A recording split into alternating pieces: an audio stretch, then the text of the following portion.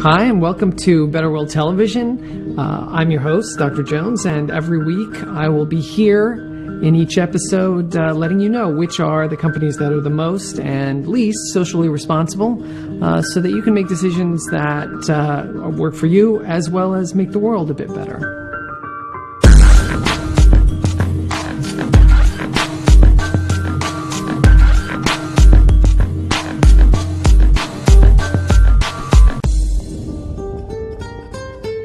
Right, well, let's get started with the chocolate industry.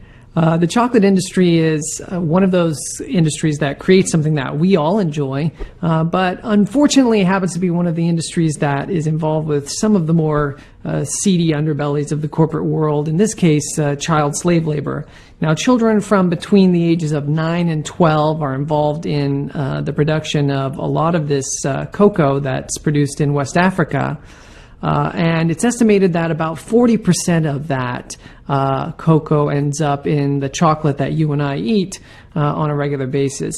So it's important that when we take a look at the chocolate industry and what's going wrong with it and what's going well with it, that we consider first and foremost these issues of child labor and in some cases even child slave labor.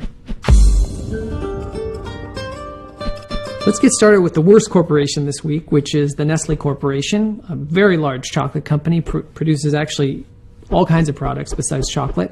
A few reasons to avoid them. They are still involved in an international boycott against their baby milk formula marketing campaigns in the developing world. They are also directly named in the child slavery lawsuit that is currently against the chocolate industry. Multinational Monitor has them on their 10 worst list 2 years in a row, and they get terrible scores in both overall social responsibility and specifically around their efforts in climate change and human rights, to give them scores that are F or lower if possible. So Nestle is one you very much want to avoid.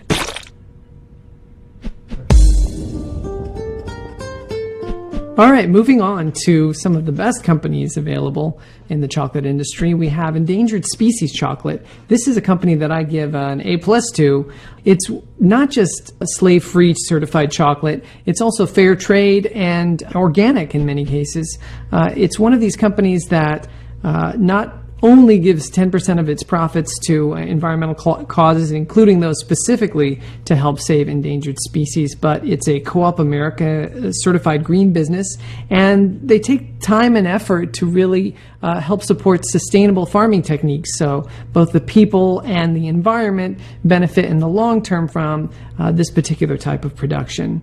Really, every wrapper is a little mini education on a particular endangered species. So if you have kids, you can have them read through the wrappers as they eat their chocolate. Easily one of the best chocolate companies available.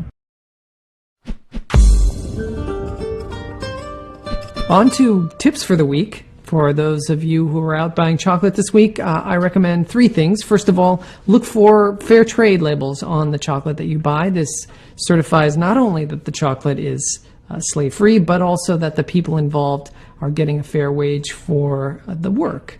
Secondly, I would say if you buy any of the chocolates from the A category in my own rankings, you're at least certain that there's not slave labor involved. And finally, if you can't find some of those companies, which can be more obscure, the good chocolate companies, at the very least you should be able to find Newman's Own.